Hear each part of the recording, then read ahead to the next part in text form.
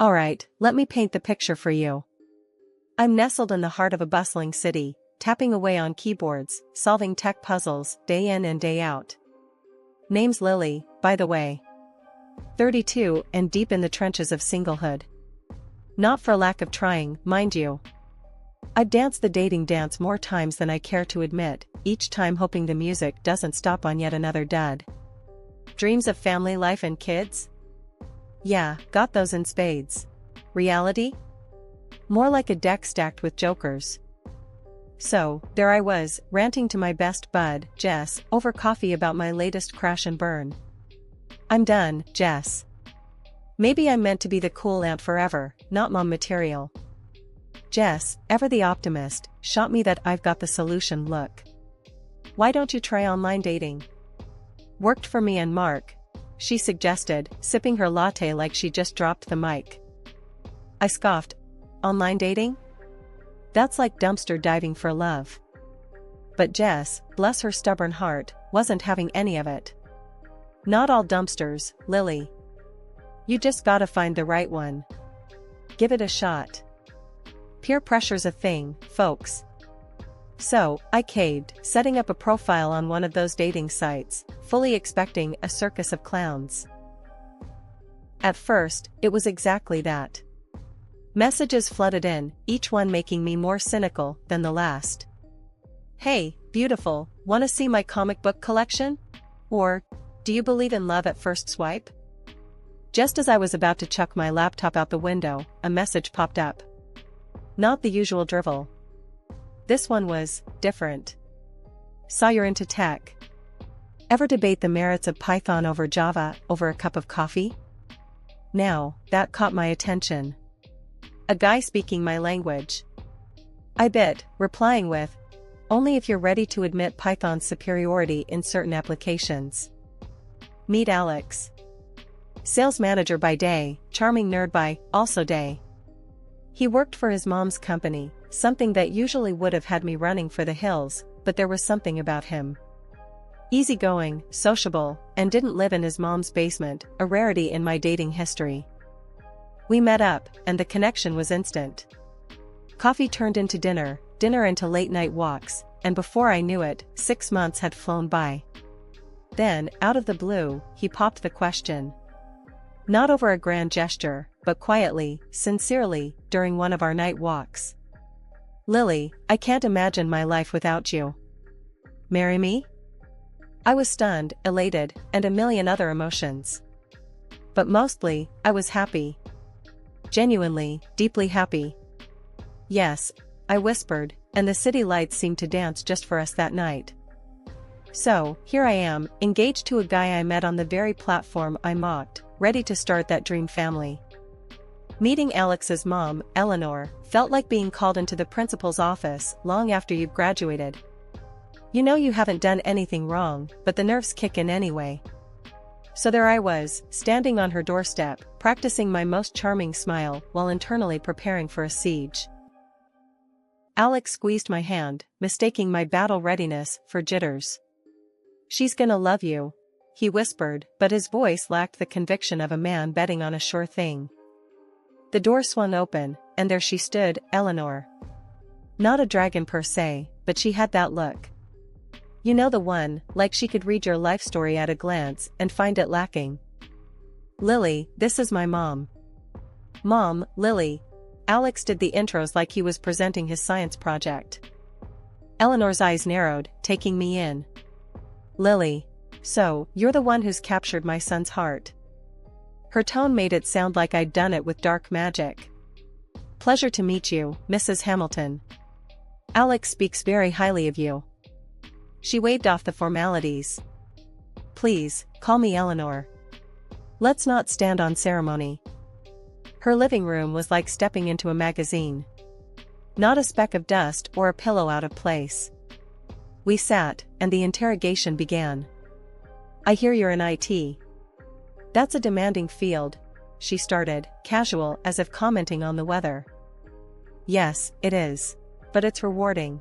I love the challenges, I said, trying to sound confident and not like I was defending my life choices.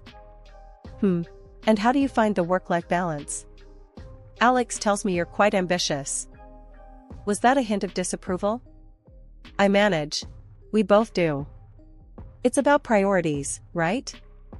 She hummed non-committally, sipping her tea like a queen, pondering her next move. Alex has always had a varied taste in women. What makes you different? Ouch. That was a jab. I glanced at Alex, hoping for a lifeline, but he was busy examining his tea as if it held the secrets of the universe. I'm not sure I have to be different. I shot back, a little more defensively than intended. I care about Alex. That should count for something. Eleanor leaned in, eyes sharp. Of course, dear. But you must understand, as his mother, it's my job to be cautious. Many have tried to, let's say, take advantage of our family's position. I wasn't sure whether to be offended or amused. With all due respect, Eleanor, I'm not interested in your family's position. I have my own career, my own goals. Alex is not a means to an end for me. There was a brief flicker of something in her eyes, respect, maybe? Or surprise? Hard to tell. Very well, Lily. We shall see. Time does have a way of revealing true intentions, she said, her voice soft, but carrying a weight that felt like a veiled threat. Alex finally found his voice as dessert was served. Mom, Lily's amazing. You'll see. We're good for each other. Eleanor smiled, but it didn't quite reach her eyes. I certainly hope so, Alex. For your sake. The rest of the visit passed in a blur of polite conversation and thinly veiled barbs from Eleanor. As we left, Alex was apologetic, whispering assurances that it went better than expected. Better than expected? I couldn't help but laugh, albeit bitterly. Your mom's got a sharp tongue. I felt like I was on trial. Alex winced. She's protective, that's all. Give her time. She'll come around. I nodded, though doubts swirled like storm clouds. Meeting Eleanor was like venturing into a lion's den, armed with nothing but good intentions and a stubborn streak. After tying the knot, Alex and I settled into my apartment, transforming it from mine to ours with every shared laugh, argument, and makeup kiss. Life was good, or at least as good as it gets when you're navigating the newlywed phase alongside dodging the occasional curveball from family. Speaking of family, Eleanor, Alex's mom, threw us a fastball that could knock anyone off their feet. It happened during one of those obligatory family dinners at her place, which was more like a museum than a home. Every fork and knife had to be perfectly aligned, a metaphor for how Eleanor viewed life, I guess. Halfway through dinner, with a smile that was too tight to be genuine, she dropped her bomb. I've been thinking, she began, casting a glance between Alex and me. This apartment living is beneath you, Alex. And Lily, dear, you too, of course. Why don't you move into the mansion with me? There's more than enough room, and it would be beneficial for all of us. I almost choked on my wine. Alex, always the diplomat, responded before I could recover. Mom, that's really generous, but Lily and I are happy in our apartment. It's our space, and we're enjoying making it our own. Eleanor's smile faltered, but she quickly masked it with a sip of her wine. Oh, but think of the advantages. Besides, it would give us a chance to become closer, don't you think? The idea of being closer to Eleanor sent a shiver down my spine. Before I could formulate a polite but firm refusal, Alex squeezed my hand under the table, a silent plea for patience. We really appreciate the offer, Mom, but we've made our decision. We're staying put, he said with finality. Eleanor's eyes narrowed, and I knew this was far from over. But for the moment, she dropped the subject, moving on to less contentious topics like the weather and her garden club's latest drama. A few weeks after that dinner, Eleanor announced she was coming to see our apartment for the first time.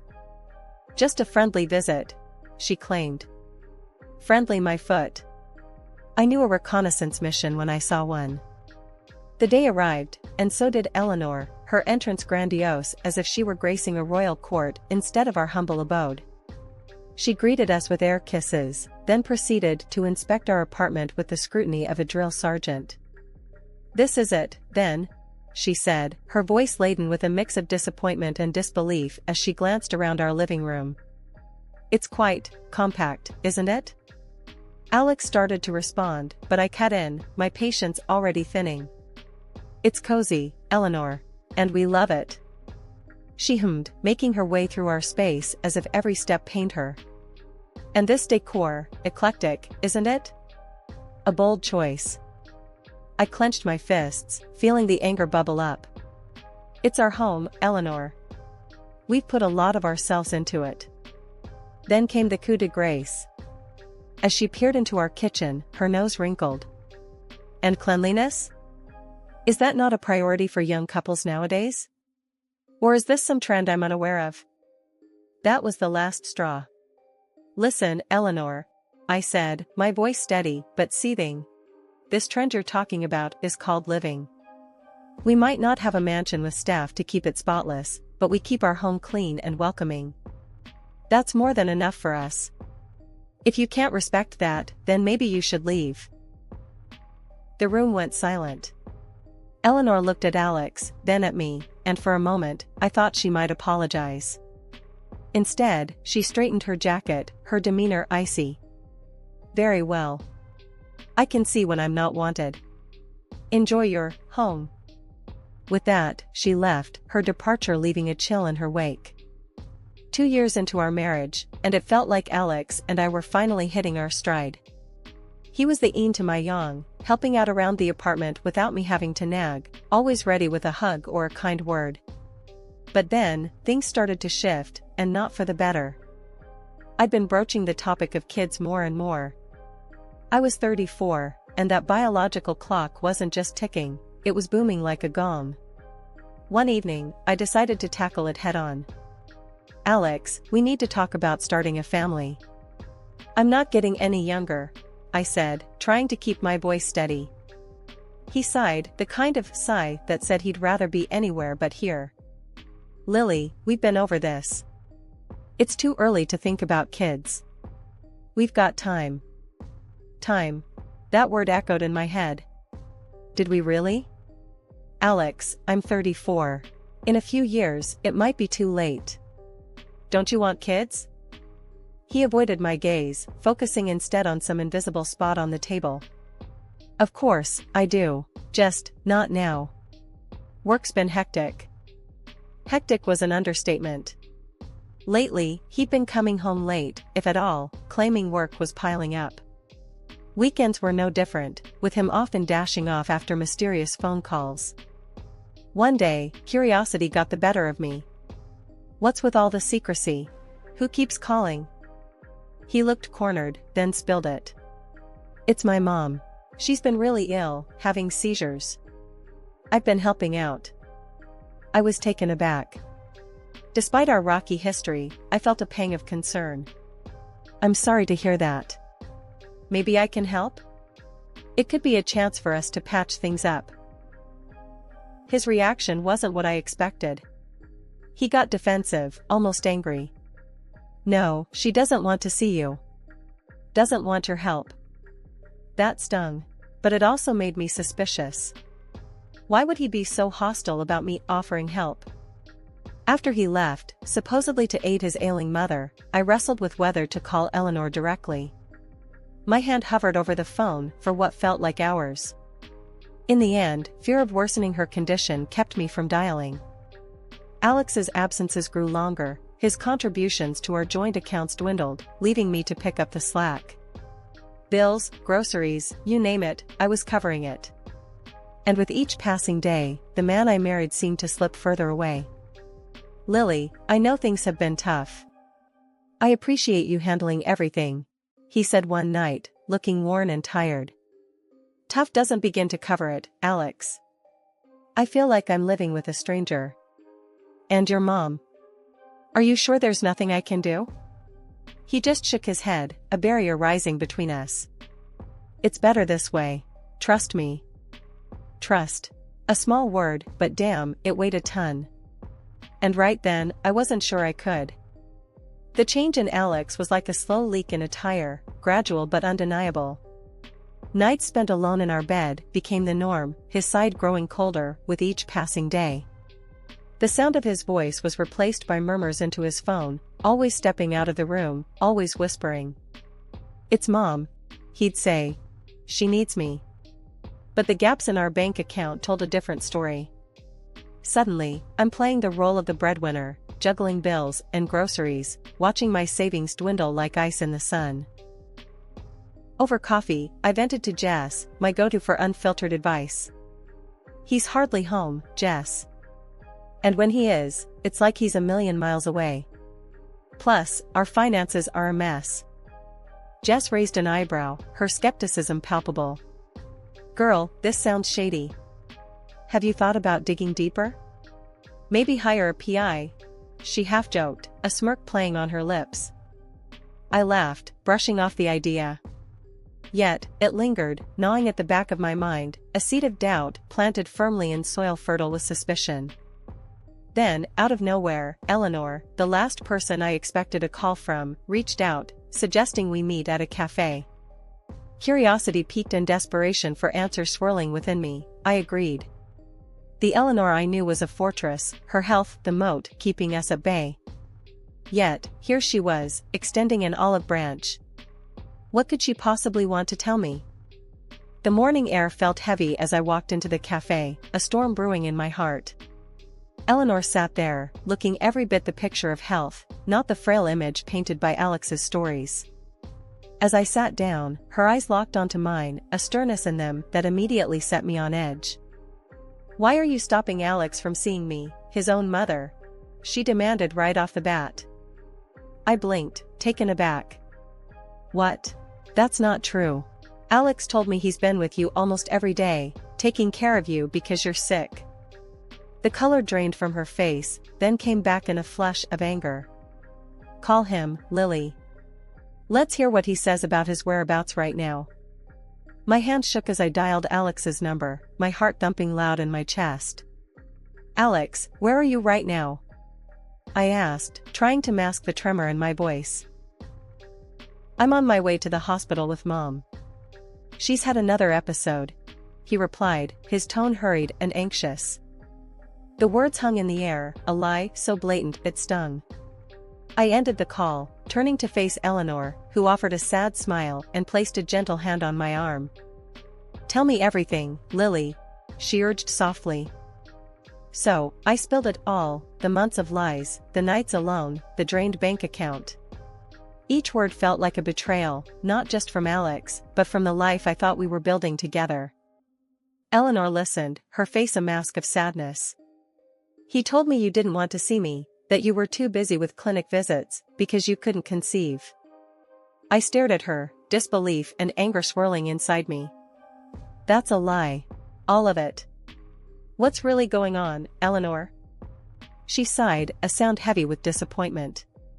"Alex has always been restless. Always looking for something more. I threatened to cut him off unless he settled down, found a good woman, and started a family. I thought he'd changed when he brought you into our lives." The revelation hit me hard. All this time, our marriage, our plans for the future, it was just a performance for Alex. A way to keep his lifestyle, without losing his inheritance. Eleanor's next words were a mix of anger and regret. "He's been seeing other women, Lily." I didn't want to believe it, but it's true. The cafe around us faded into a blur as her words sank in. Betrayal, deeper than I'd ever known, coursed through me. The man I loved, the life I'd envisioned, it was all built on lies. "What do we do now?" I asked, my voice barely a whisper. "We confront him, together. He needs to face the consequences of his actions," Eleanor said firmly, her resolve clear. "How about we really see what he's been up to? Maybe hire someone to dig a little deeper?" I was hesitant at first, but the anger bubbling inside me overrode any doubts. "Let's do it," I agreed, feeling a mix of excitement and fear at the prospect of facing the ugly truth head-on. The detective we hired was a pro, unearthing details about Alex that made my skin crawl. He had been leading a lavish lifestyle on our dime, wining and dining various women, all while spinning US tales of family duty and illness. But the real kicker came when we got audio of Alex with one of his girlfriends, mocking Eleanor and me for believing his lies. "They're just a couple of naive bugs, easily fooled," he laughed on the tape. That was the last straw. Eleanor and I, now united in our quest for justice, decided it was time for a confrontation. Armed with the evidence, we ambushed him at a bar downtown, where he was supposed to meet his latest fling. The look on his face when he saw us together was worth every penny we'd paid the detective. Eleanor was the first to let loose, her voice rising above the music and chatter. "You're a disgrace, Alex. I never thought I'd see the day my own son would sink this low. Cheating, lying, and stealing from your own family." Her words were like bullets, and with each one, Alex seemed to shrink a little more. The crowd in the bar had gone silent, all eyes on us. I stepped forward, my heart pounding in my chest. "And you," I said, facing Alex with all the fury I felt. "You're going to pay for what you've done. Not just to me, but to your mother, to our marriage. I've got the divorce papers right here." I slapped them down on the table in front of him, along with the storage unit receipt. "Everything you own is in a box to the left, buddy. Consider yourself served." Alex was speechless, his face pale, eyes darting between me and his mother. I can explain," he stammered, but Eleanor cut him off. "Save it. You're cut off, Alex. No more money, no support. You've made your bed, now lie in it." Her voice was ice cold, the final nail in the coffin of their relationship. As we left the bar, the music started up again, but the night had lost its buzz for me. What mattered was the sense of closure, however bitter it tasted. Eleanor and I walked out together, not as enemies, but as allies, bonded by our shared betrayal. "We'll get through this," she said, squeezing my hand. "Yeah," I replied, looking back one last time at the man I once loved, now a stranger. "We will." After the whole mess unraveled and the truth came out about Alex, things moved pretty fast. He ended up having to pay up for his lies, a kind of compensation for the heartache and chaos he caused. The divorce papers were signed, no looking back. And Eleanor, well, she cut him off completely, sticking to her word. It was a tough outcome for him, but he made his bed. Now, life's taken a turn I didn't see coming. Eleanor and we've sort of bonded through this storm. Funny how life throws you together with the most unexpected people. And here's the kicker, I'm expecting a baby. Yeah, amidst the chaos, a new life started growing, and Eleanor's over the moon about her upcoming grandchild. Just the other day, we were sitting in her living room, the one that used to intimidate me, planning for the baby's arrival. "You know, Lily," Eleanor said, her voice softer than I'd ever heard. "This baby, he's going to have the best of everything. We'll make sure of it." I couldn't help but smile, feeling a mix of excitement and nervousness. "I can't believe I'm doing this. A baby, Eleanor. It's going to be a whole new adventure." Eleanor chuckled, that tough exterior melting away. "You're stronger than you think, Lily. And you're not alone. We're in this together." It's strange how things turn out. The person I once thought of as an adversary is now one of my biggest supporters. Life's full of surprises like that. As for Alex, well, he's out of the picture, facing the consequences of his actions. I've moved on, focusing on the future, a future that's looking brighter every day, especially with a little one on the way. Eleanor's already spoiling him rotten, buying baby clothes, toys, and planning the nursery. "He's going to be a fighter, just like his mom," she says, and I believe her. So, here I am, embarking on a new chapter. It's scary, sure, but I've got Eleanor by my side, and a little boy on the way who's going to know all about love, strength, and resilience. We talked about the future, about moving forward. Eleanor was keen on supporting a charity project for women who had gone through similar betrayals. "I want to do something meaningful," she said. "Help others rebuild, just like we're doing." "I love that idea," I replied, feeling a spark of excitement for the first time in months. "Count me in." It's time to turn this mess into a message.